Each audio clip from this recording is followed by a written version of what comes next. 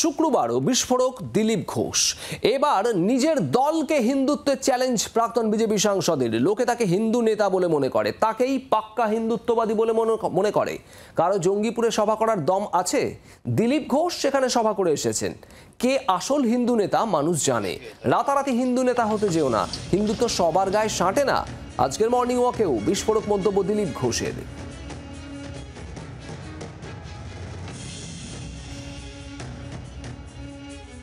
আমার পন্থী বিজেপিতে কেউ নাই, আমি বিজেপি পন্থী। আমি প্রেসিডেন্ট ছিলাম, লোক আমার সঙ্গে ঘুরতো। এখন আমাকে পার্টির কার্যকর্তার নেতা মনে করে আমার সঙ্গে ঘরে যান। মালদায় আর মুর্শিদাবাদে আমি সভা করে এসেছি। কোনো নেতার হিম্মত হয়েছে এখন সভা করার? মালদায় ডিএমএ আমি ঘেরাও করেছি, হাজার হাজার লোক এসেছে। আমার প্রেসিডেন্ট আমাকে বলেছিলেন, আমি গেছি। মুর্শিদাবাদের লোকেরা আমাকে ডেকেছে যে আপনাকেই চাই, কারণ লোকে আমাকে হিন্দু নেতা মনে করে, আমাকে পাক্কা হিন্দুত্ববাদী মনে করে। যান, জঙ্গিপুরে কারোর দম আছে, গিয়ে সভা করবে। দিলীপ ঘোষ করে এসছে। কি আসল হিন্দু, কি হিন্দুর নেতা, সেটা পাবলিক জানে। রাতারাতি হিন্দু নেতা হতে যেও না, হিন্দুত্ব সবার গায়ে সাঁটে না। অয়ন ঘোষাল আমাদের প্রতিনিধি রয়েছেন আমাদের সঙ্গে। অয়ন, একের পর এক বিতর্ক, জগন্নাথ মন্দির ধাম, সেখানে যাওয়ার পর থেকেই দিলীপ ঘোষকে নিয়ে নানা বিতর্ক। তারই মধ্যে আজ আবারও বিস্ফোরক। তিনি কি বললেন আজ? দিলীপ ঘোষের পরিষ্কার যুক্তি হচ্ছে, কাশী বিশ্বনাথ মন্দির নবকলেবরে উদ্বোধন করেছিলেন দেশের প্রধানমন্ত্রী নরেন্দ্র মোদী, কিন্তু কাশী বিশ্বনাথ মন্দিরটি কাশী বিশ্বনাথের অর্থাৎ শিবের, সেটি মোদীর মন্দির নয়।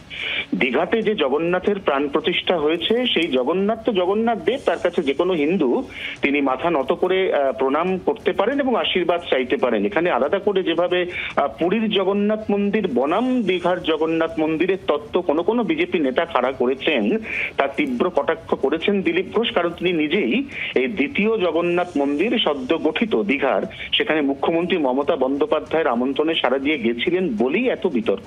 এবং তার পাশাপাশি দিলীপ ঘোষ এটাও জানাতে ভোলেননি সেই সমস্ত বিজেপি নেতাদের যে তিনিই কিন্তু প্রকৃত হিন্দুত্ববাদী নেতা হিসেবে মুর্শিদাবাদের অশান্ত পরিস্থিতির পরে সেখানে জঙ্গিপুরে গিয়ে জনসভা করে এসেছেন।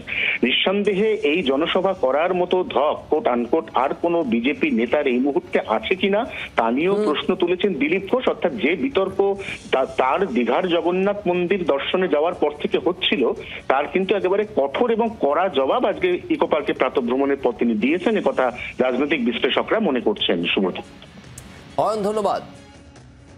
আজ মর্নিং ওয়াকে বেরিয়ে আবারও বিস্ফোরক দিলীপ ঘোষ। রাতারাতি হিন্দু নেতা হতে যেও না, হিন্দুত্ব সবার গায়ে সাটে না। নাম না করে কাকে নিশানা করলেন দিলীপ ঘোষ? আজ মর্নিং ওয়াক থেকেও বিস্ফোরক বিজেপি নেতা দিলীপ ঘোষ। কি বলেছেন শোনাবো আপনাদের আরো একবার। আমার পন্থী বিজেপিতে কেউ নাই, আমি বিজেপি পন্থী। আমি প্রেসিডেন্ট ছিলাম, লোক আমার সঙ্গে ঘুরতো। এখন আমাকে পার্টির কার্যকর্তার নেতা মনে করে আমার সঙ্গে ঘরে যান। মালদায় আর মুর্শিদাবাদে আমি সভা করে এসেছি। কোনো নেতার হিম্মত হয়েছে এখন সভা করার? মালদায় ডিএমএ আমি ঘেরাও করেছি, হাজার হাজার লোক এসেছে। আমার প্রেসিডেন্ট আমাকে বলেছিলেন, আমি গেছি। মুর্শিদাবাদের লোকেরা আমাকে ডেকেছে যে আপনাকেই চাই, কারণ লোকে আমাকে হিন্দু নেতা মনে করে, আমাকে পাক্কা হিন্দুত্ববাদী মনে করে। যান, জঙ্গিপুরে কারোর দম আছে, গিয়ে সভা করবে। দিলীপ ঘোষ করে এসছে। কি আসল হিন্দু, কি হিন্দুর নেতা, সেটা পাবলিক জানে। রাতারাতি হিন্দু নেতা হতে যেও না, হিন্দুত্ব সবার গায়ে সাঁটে না। রাতারাতি হিন্দু নেতা হতে যেও না, হিন্দুত্ব সবার গায়ে সাঁটে না, একেবারে স্পষ্ট দিলীপ ঘোষ। কিন্তু কাকে উদ্দেশ্য করে দিলীপ ঘোষের এই বক্তব্য? জল্পনা ইতিমধ্যেই তীব্র। আজ মর্নিং ওয়াক থেকে বিস্ফোরক দিলীপ ঘোষ।